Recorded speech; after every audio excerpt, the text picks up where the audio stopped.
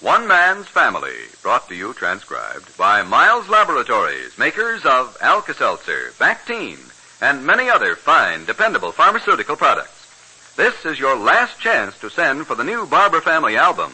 Listen at the end of the program. We'll tell you how you can get yours.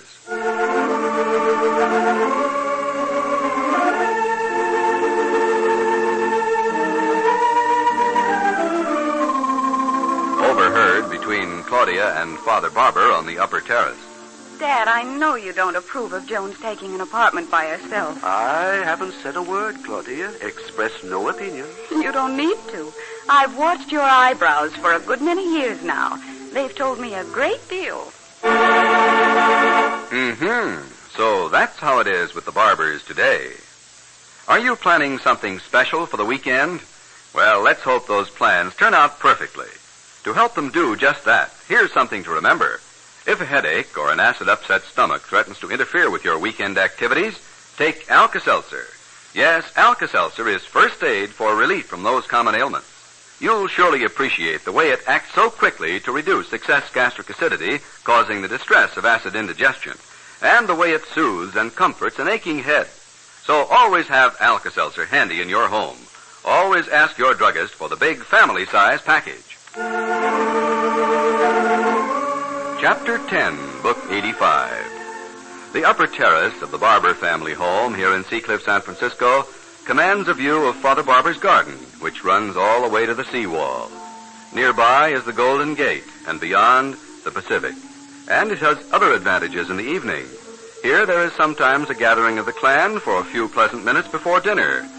Claudia, homeward bound from shopping, has stopped by this evening.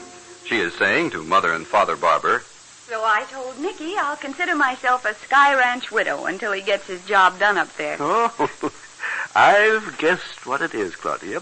He is building a log cabin above the woods trail for the children, eh? But we aren't going to breathe a word of it, Claudia. Oh, I hope you don't. He wants the youngsters to be surprised. Claudia, if you're alone tonight, why don't you have dinner with us? Yes. Are you twisting my arm?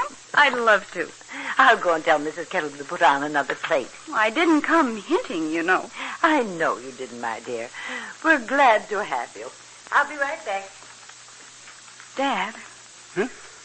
I know you don't approve of Joan's taking an apartment by herself. I haven't said a word, Claudia. Express no opinion. You don't need to. I've watched your eyebrows for a good many years now. They've told me a great deal. Oh. I'm sure it's going to be all right. None of my business. I watch with interest, that's all. Well, I want you to know we didn't let her go into it without considering it very carefully. The fact that she has her own money makes things especially difficult sometimes. Yeah. But it really came down to a question, well, whether we trusted her or not. Oh, don't explain to me. I'm an outmoded generation. She's going to furnish the apartment beautifully. She bought a lovely antique desk today, a beautiful old piece. The estate has released money for antiques. Well, I hope she's going to have enough. Jack and Judge Hunter allowed her $2,000. Joan says she wants nice things, and until she can have all the proper furnishings, she'll sit on apple boxes. Hi. Huh? Jack coming through the hedge. Hello. Yes. I didn't hear you drive in, my boy. I didn't drive, Dad. My car's in the shop again. Hi, Claude. Hello, Jack. What's the matter with that machine this time? Age, that's all, Dad. It has to be patched together with wire and chewing gum every now and then. Sit down. Oh, can't stay, Dad. Betty's about ready for me. Is Paul here? Dressing. He's going out. Oh, well, excuse me. I want to go up and see him a minute. I'll see you later, Claudia. All right, Jack. I didn't know Paul was going out. Did he mention it when he came through here? Paul? Never says anything about anything. Yeah, he'll say at breakfast in the morning, won't be here for dinner tonight. Yeah, come home at 5, change, go out, come back. Nobody has the faintest idea where he's been or whom he has seen.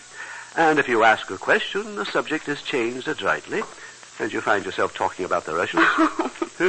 Paul lives in a world of his own with his books up there at the top of the house. Yes, hermit. I want to see him before he gets away tonight. Better catch him now, then. He slips in and out like a wraith. Oh, Dad, it isn't that bad. I wonder if I'd be interrupting anything if I went up there. There's something I'd like to see. You're going out, Paul. Have you got a minute? Oh, sure. Hi, Jack. Okay.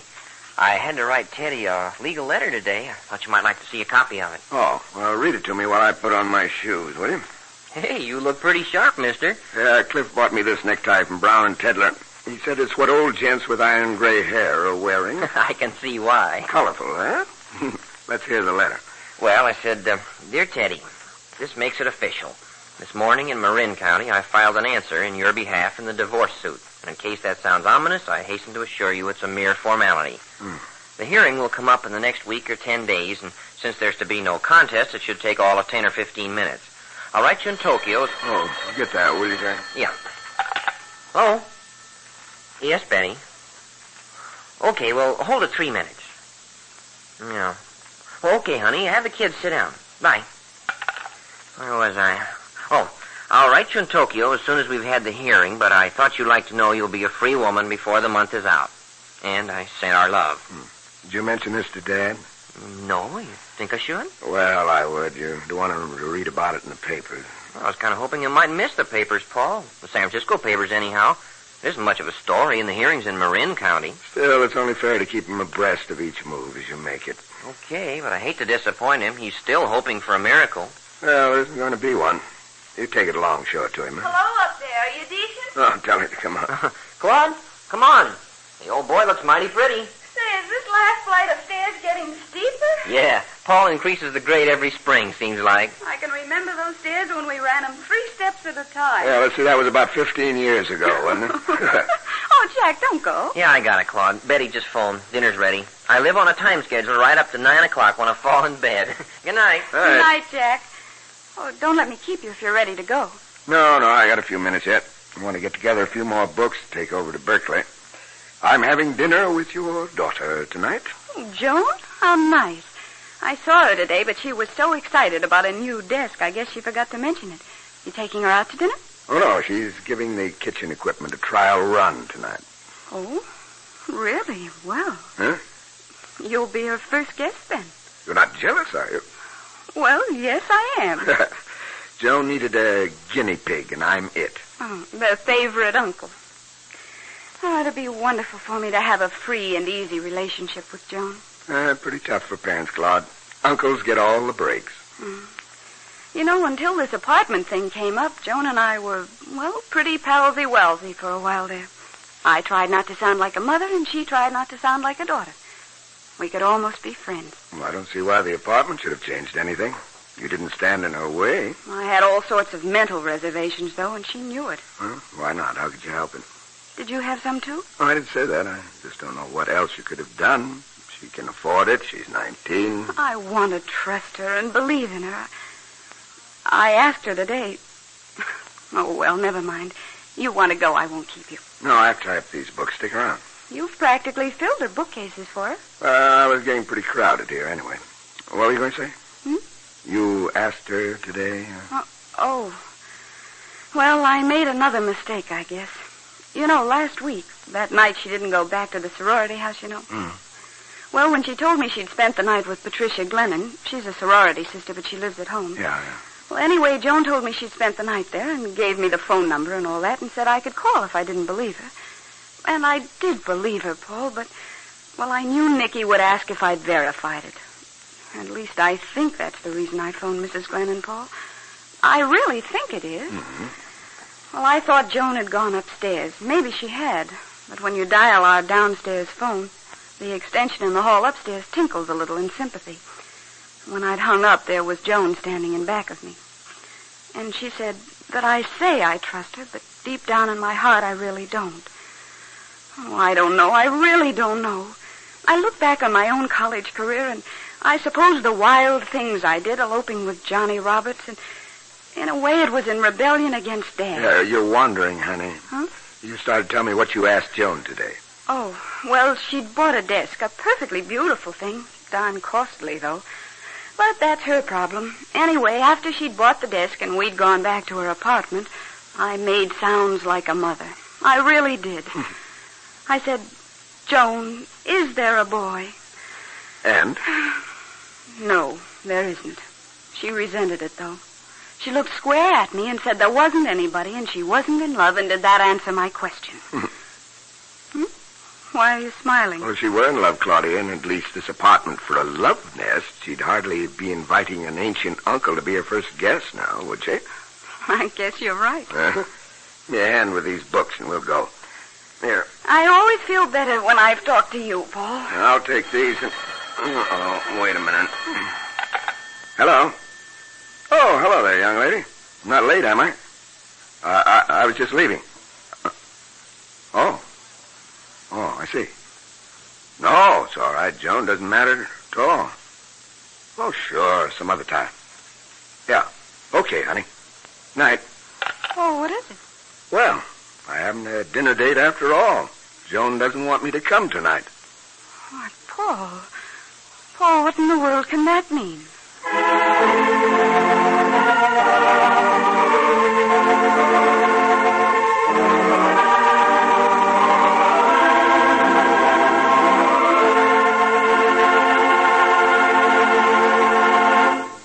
Well, this is it. The last time we can offer the new Barbour family album to our friends. Oh, you forgot to say it's the very, very best album we've ever had, Mr. Barton. Margaret, don't you think that sounds a little conceited? Oh, gee, Mom, I thought everyone had agreed that it was the best. It's true, isn't it, Grandfather, that all our friends are writing us about it and saying it's simply super. Yeah, we've had wonderful letters about it, Margaret. Wonderful. I think it's really a pity that everyone can't have a copy. What do you mean can't have a copy? The evening's still young, isn't it? The drugstores are still open, aren't they? Goodness, Cliff, you sound so vehement. Well, this is a time for action. It's now or never, and doggone, it's the easiest thing in the world to go to the drugstore for a bottle of Bactine, tear off the box top, and send it along with a dime. Of course it's easy, but, well, it's so late to be talking about it. I don't believe it. I think there are lots of folks who like to wait till the last minute, who get a big kick out of meeting a deadline. Yeah, maybe you do have a point, Clifford. I'm sure I have. And Frank, my boy, it's up to you to say the word that'll get those last-minute folks out of the house and down to the drugstore for a bottle of Bactine. Well, how about it, friends? If you are on that last-minute list, if you like a deadline, here it is. Your very last opportunity to send for your copy of the new and beautiful 20-page picture history of your friends, the Barbours. As Clifford said, it's really easy to send in for this new Barbour family album. Just get a 30 or 70-cent size bottle of Bactine from your drugstore. Then tear off the flap of the box that says open this end and send it with your name and address and 10 cents in coin to help cover the cost of handling and mailing to BACTINE, Bactine, Elkhart, Indiana. We know you'll be happy with this new Barbour family album, that it will give you real enjoyment and make you feel you know the Barbour family even better.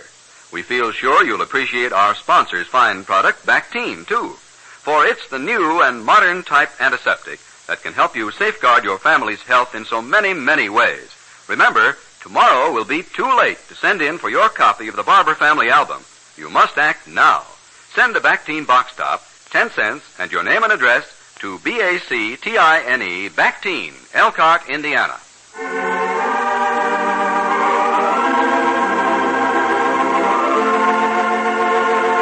Remember, friends, this is the last time we can offer to send you a copy of the beautiful new 20-page Barbour family album.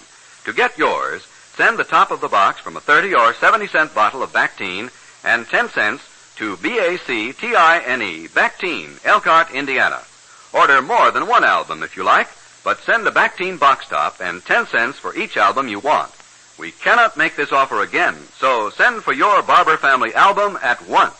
Send your dime and box top to BACTINE, Bactine, Elkhart, Indiana. One Man's Family is brought to you every weekday night at this time, transcribed by Miles Laboratories, makers of Alka-Seltzer. Monday, The Boy in the Case, Chapter 11, Book 85. This is a Carlton E. Morse production, directed by Michael Raffetto.